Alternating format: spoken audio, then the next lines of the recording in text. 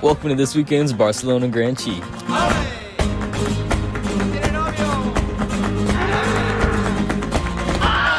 Presented by me, Tai Chi. And there's actually quite a lot of things that happen in between the short race break, so let's go ahead and get you caught up to speed.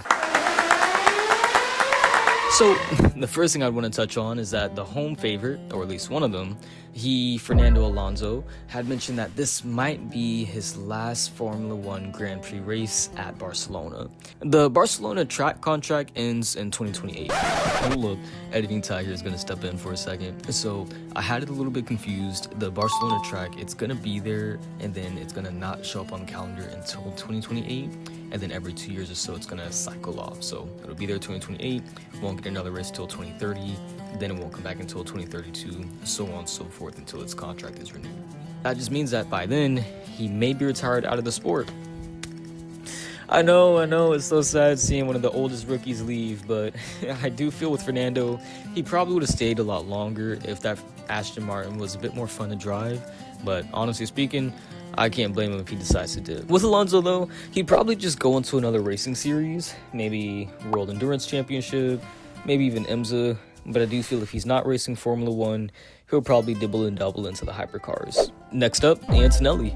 He's coming off of a really strong pace right now, 5 consecutive race wins and a Grand Slam in last week's race in Monaco, so I do feel his pace is absurd. Now, the biggest thing though is that reaching this European stretch, we know last year, without that titanium dioxide, he was not having a good time. And this would be the perfect opportunity for the Ferraris to slip through and at least challenge him a little bit more. Now, speaking of which, we've definitely got to talk about Hamilton. He's worked his way up into second in the World Drivers' Championship, and I do feel right now his first Ferrari win has to be right around the corner, and as soon as that happens, I'm painting the house red. But it is getting a little bit tense too. Now, a lot of Hamilton's performance has come from changes that he's pushed for on the car. One of the most recent ones is the brakes. Hamilton's worked with Carbon Industries for an extremely long time throughout his career at Mercedes, which is nearly over 11 years. With that, he's got a feel for the brakes much better with that provider. However, Ferrari used Brembo. Now, this has led to Hamilton switching his brake disc to be a Carbon Industries disc while still keeping the Brembo pads. That soured the relationship between Ferrari and Brembo for a little while, and most notably when Charles Leclerc, who was using the Brembo system entirely, had his crash in Monaco and then vocally over the radio was furious with the brake pedals and the brake system entirely. That's now led to him changing his brake disc too. Going into this Spain weekend, it's really going to give us a good idea of how this might impact the team, how it might impact the car, and even the drivers too. Hamilton's getting more confident, Leclerc is getting a little bit less every weekend. But off of that soapbox, overall this weekend is going to be a great way to compare a lot of things. Now, the biggest one I'm interested in is how did Barcelona preseason testing now compare to the Barcelona Grand Prix? Of course, I don't mean car performance. We all knew that was going to change. But overall, the predictions, where our drivers were expected to be versus where they turned out to be, that's something that I'll definitely dive into on another video on its own, but that's not going unnoticed. Alright, so going into free practice 1, we've actually got quite a few rookies heading into this session. We've got Frederick Vesti driving for Mercedes, Mr. Dino Beganovic driving for Ferrari, Leonardo Fornaroli will be taking the McLaren, and we have Paul Aaron driving in Audi. He's going to be splitting duties between Audi and Alpine throughout this year as a reserve driver for Alpine, but still helping Audi as they develop their own driver program. Moving on, we also have Luke Browning, he'll be driving in the Williams, and Mr. Colton Herta will be taking over Cadillac. For Red Bull, they'll be putting Ayumu Iwasa in the seat, and I do feel out of all these drivers, the two I'm paying the most attention to is one, Colton for sure, because with Cadillac, they're fast-tracking him into F1. This is a really good chance for him to show his talent and still build those necessary super license points in order to get on the F1 grid. For Colton, it's a little inconvenient because he was a former IndyCar driver who switched to F2 to get the license points needed to drive in F1. However, as soon as he switched to F2, the FIA changed the way that IndyCar drivers build super license points, making it easier for them.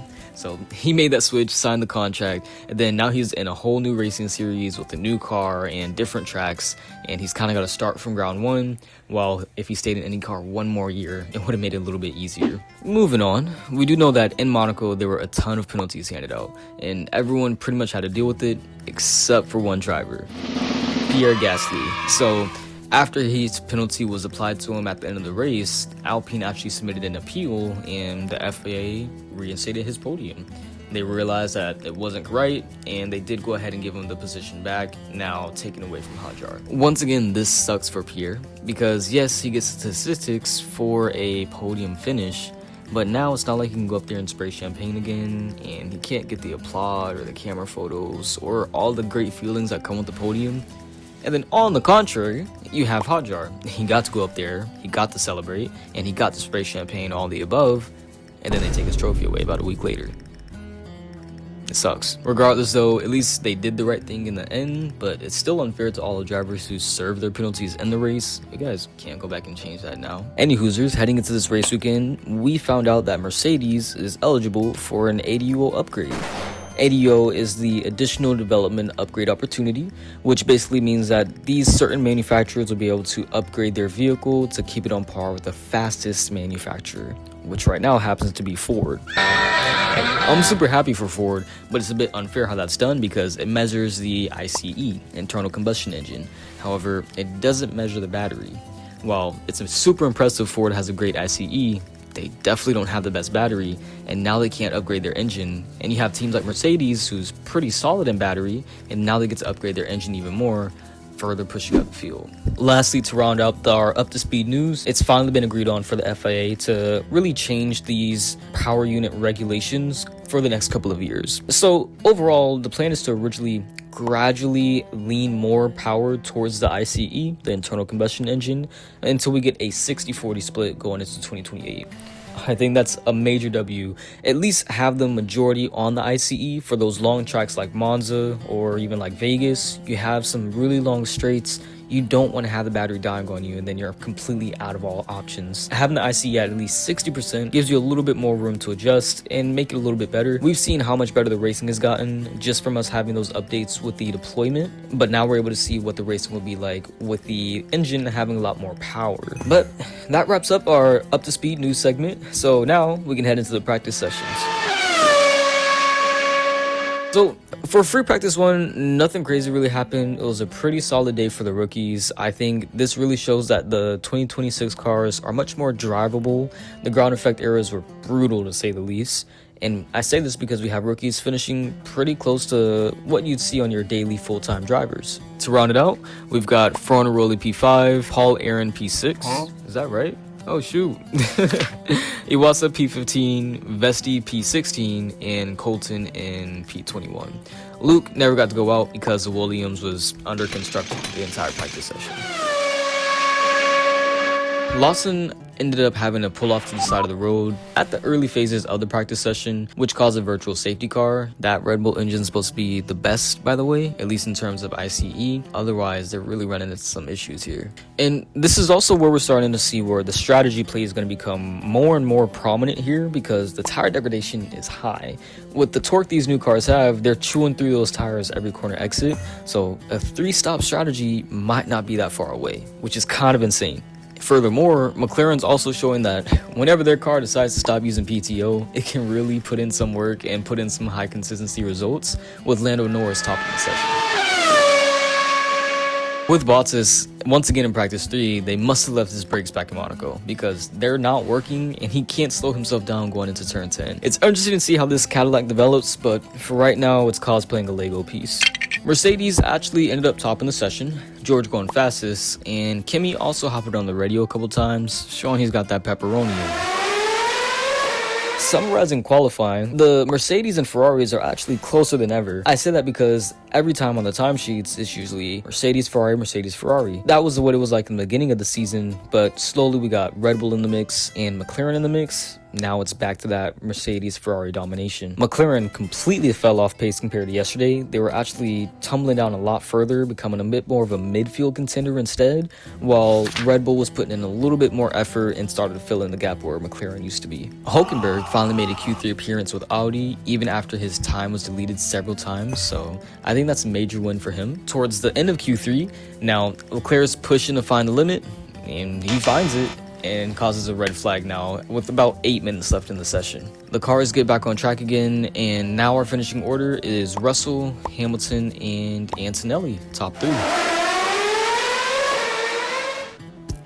Forza Ferrari. Honestly, the Barcelona Grand Prix had a lot of action, and as surprising as it may sound, most of it happened from the pit wall. As you already know, 5 lights up, 5 lights out. And Hadjar himself already gets in a pretty slow start, almost abysmal, and he drops down about 9 places, now crawling himself through the midfield. Here, he starts a trend that we start to see throughout the race, where drivers are overtaking around the outside, which is always impressive, and most of this occurs on about turn 3. Not even too far into the race, Hamilton pits from his soft tires on lap 12 and switched to new hard compound tires. This creates a domino effect where a ton of drivers are pitting to avoid a severe undercut because the degradation is so high. Now from this, we see Lawson pit, Verstappen pit, George pit, and every driver's cycling through just to make sure they can cover off the one from behind. This carries on for quite some time throughout the race, and it was honestly pretty entertaining because now those crucial pit stop times are more important than ever. The slow pit stop is going to crucially end your race. Now,